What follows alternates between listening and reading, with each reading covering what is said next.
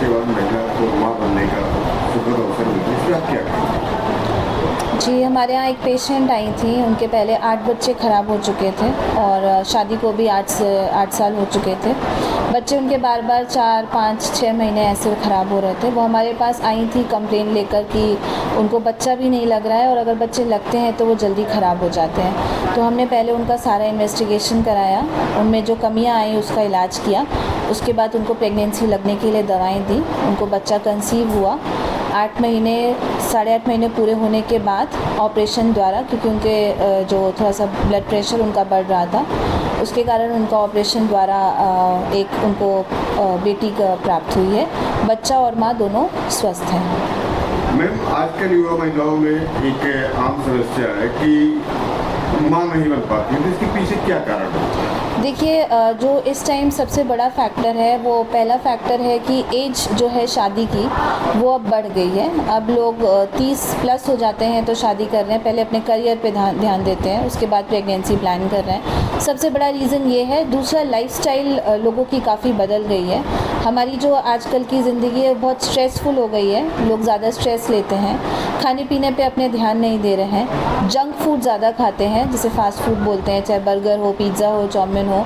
Healthy चीज़ों के प्रति लोगों का जो खाने के प्रति जो झुकाव है वो कम हो गया है, जो ये प्रेगनेंसी ना लगने के लिए बहुत बड़े फैक्टर्स हैं। जैसे अब आप देखें, चाहे महिला हो चाहे पुरुष हो, दोनों अल्कोहल का सेवन करना पसंद करते हैं। स्मोकिंग हो गया, टोबैको हो गया, ये सब चीज़ें जो हैं ये दोनों मेल और फीमेल दोनों की फर्टिलिटी को कम करते हैं। जो सबसे बड़ा फैक्टर है वो है स्ट्रेस में भी चाहे स्पर्म की क्वालिटी हो चाहे एग की क्वालिटी हो, वो ख़राब हो जाती है। तो अगर कोई भी है, अगर प्रेगनेंसी प्लान कर रहा है, तो मैं उसे सबसे पहले यही कहूँगी कि अगर वो किसी भी प्रकार का नशा करते हैं तो उसे छोड़ दें।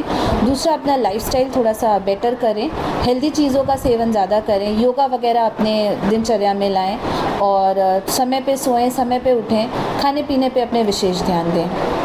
आज भी मैम अगर देखा जाए तो ग्रामीण क्षेत्रों हो या शहर हो, मेनोपाज को लेकर के या फिर मतलब ऐसी महिलाओं की बहुत सी समस्याएं हैं जिसको लेकर के खुल के बात नहीं कर पाती, या तो केवल अपने पति से बात कर पाएंगे या तो मतलब उसे अपने आप में रखेंगे, तो इसका भी तो काफ़ी इफेक्ट पड़ता होगा। जी, देखिए, कई बार होता है कि हमारा जो महिलाओं को जो माहवारी आ रही है उसमें भी उन्हें दिक्कतें होती हैं जो वो किसी से नहीं शेयर कर पाती हैं। तो इसके लिए मैं उनसे कहूँगी कि देखिए, सरकार ने भी बहुत सारे हॉस्पिटल्स, गवर्नमेंट हॉस्पिटल्स बनवा रखे।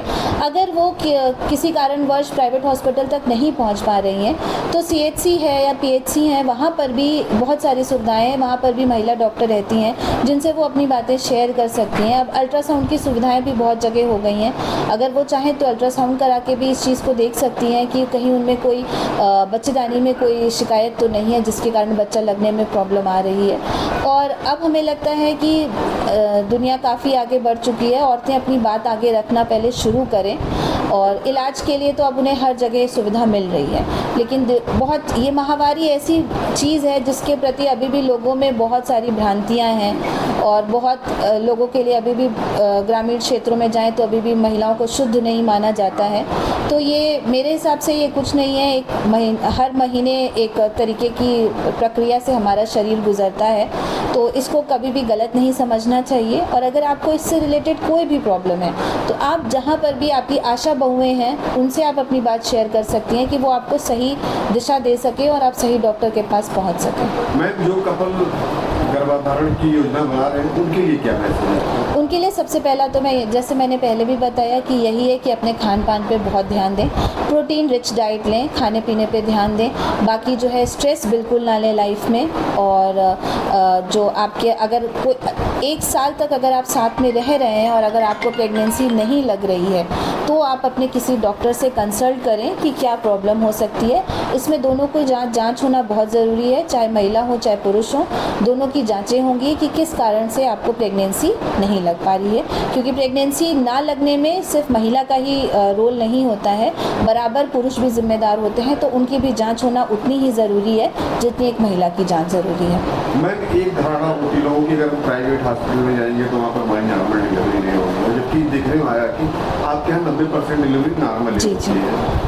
तो इस पे आप क्या कहना चाहिए? देखिए, नॉर्मल और सिजेरियन दोनों डिलीवरियों में दोनों के अपने प्रॉज हैं कॉन्स हैं, मतलब दोनों की अपनी किसी की मतलब आप देखिए, नॉर्मल मेरा ये मानना है कि अगर आपका पहला बच्चा है, आपकी प्रेगनेंसी पूरी तरीके से नॉर्मल है, आपको कहीं पर कोई कॉम्प्लिकेशन नहीं है, बच्चे को कोई प्रॉब्लम नहीं है, तो आप पहले नॉर्मल की ही कोशिश करिए। लेकिन अगर आपके बच्चे पे कहीं कोई प्रॉब्लम आ रही है या आपको कोई दिक्कत है, शुगर है, ब्लड प्रेशर है या आपकी प्लेसेंटा नीचे है, बहुत सारी दिक्कतें होती हैं, अगर इनमें से कोई है तो मेरा ये मानना है कि आप सिजेरियन के लिए जाइए। वरना अगर हर चीज़ आपकी सही से चल रही है, 9 महीने आपकी प्रेगनेंसी बिना किसी कॉम्प्लिकेशन के है, तो नॉर्मल डिलीवरी के लिए ज़रूर ट्रायल देना चाहिए। देखिए, नॉर्मल डिलीवरी जो है वो सिजेरियन से बेटर होती है, क्योंकि आप इसमें जल्दी अपने दिनचर्या में वापस आ जाते हैं। आपके शरीर को कोई सिजेरियन स्कार नहीं मिला है, आपके शरीर को काटा नहीं गया है। लेकिन अगर कहीं पर भी आपकी 9 महीने की मेहनत सिर्फ इसलिए बर्बाद करने का कोई मतलब नहीं बनता कि मुझे नॉर्मल ही करानी है। आपका जच्चा बच्चा दोनों स्वस्थ हो, चाहे डिलीवरी नॉर्मल हो चाहे सिजेरियन हो, ये ज़्यादा ज़रूरी है। और अगर नॉर्मल हो रही है, देखिए मेरा ये मानना है कि मैं पहले बच्चे में हमेशा नॉर्मल की कोशिश करवाती हूँ, क्योंकि अगर आपका एक बार नॉर्मल हो जाए तो अगले में आप थोड़ा सा निश्चिंत रहते हैं कि इस बार भी हम नॉर्मल की कोशिश करा सकते हैं। और नॉर्मल डिलीवरी के अपने फ़ायदे तो रहते ही रहते हैं। मैं वर्तमान में लोग जो है IVF तकनीकी की तरफ बढ़ रहे हैं, इस पे आप क्या कहेंगे? देखिए, अब इनफर्टिलिटी इतनी ज़्यादा बढ़ गई है, लेकिन मैं कहूँगी IVF कराने से पहले हमेशा पूरी तरीके से अपना और अपने हस्बैंड की, महिला और पुरुष दोनों की अच्छे से जांच हो जानी चाहिए। अगर आप में कोई ख़राबी नहीं है तो मेडिकल मैनेजमेंट द्वारा भी, मैंने खुद बहुत सारे लोगों को मेडिकल मैनेजमेंट द्वारा बच्चे प्रदान किए हैं, तो आप चाहें तो पहले अपना इलाज मेडिकल ट्रीटमेंट करवा सकते हैं। उसमें हम फॉलिकुलर मॉनिटरिंग वगैरह कराते हैं, अंडों की जाँच होती है, आपके कीटाणुओं की, स्पर्म की जांच होती है। उनसे अगर सब कुछ नॉर्मल आता है तो उसको मेडिसिन करके भी बहुत बार हम महिलाएं जो हैं वो बच्चा कंसीव कर लेती हैं।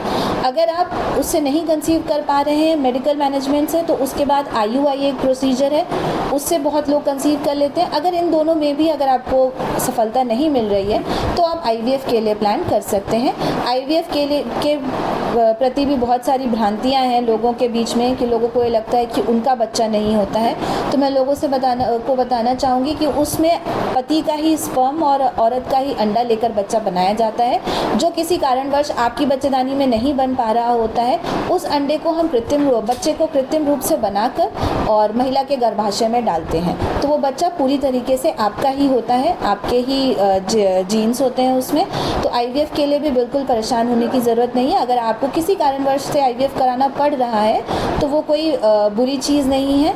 अब ये साइंस ने इतनी तरक्की कर ली है कि हम उन लोगों को भी बच्चा दे सकते हैं जो 20-20, 25-25 साल से बच्चे के लिए तड़प रहे हैं। तो IVF भी एक बहुत अच्छा प्रोसीजर है, साइंस की एक टेक्नोलॉजी है।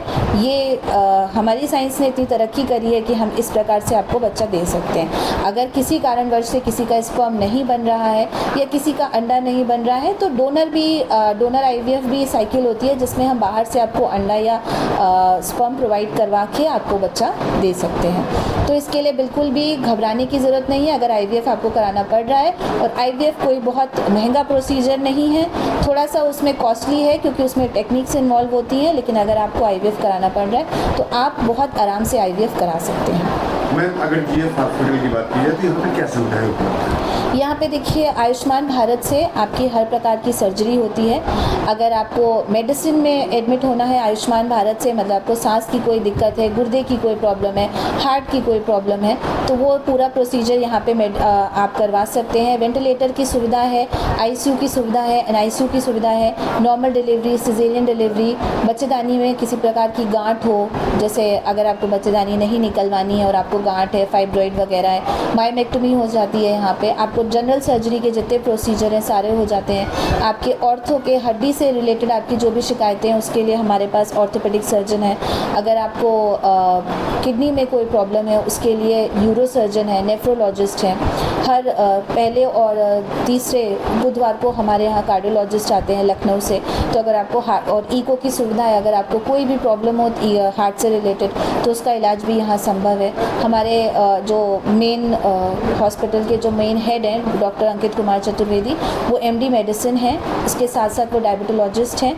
आपका शुगर से रिलेटेड हाइपरटेंशन अगर आपकी अनकंट्रोल्ड है तो उसका इलाज यहाँ पे बहुत आराम से हो सकता है। और आयुष्मान भारत के अलावा भी अगर कोई भी गरीब मरीज़ आता है तो उसको भी हम जो भी सुविधा प्रदान कर सकते हैं, जितने कम पैसों में उसका इलाज कर सकते हैं, वो भी हम उनको पूरी तरीके से उनकी सहायता करते हैं। कई मरीज़ों का हमने ऐसे भी इलाज किया है कि बहुत गरीब आते हैं तो हम कहते हैं आप सिर्फ मेडिसिन ले लीजिए और आपका ना कोई बेड चार्ज लगेगा, ना कोई डॉक्टर विजिट लगेगा।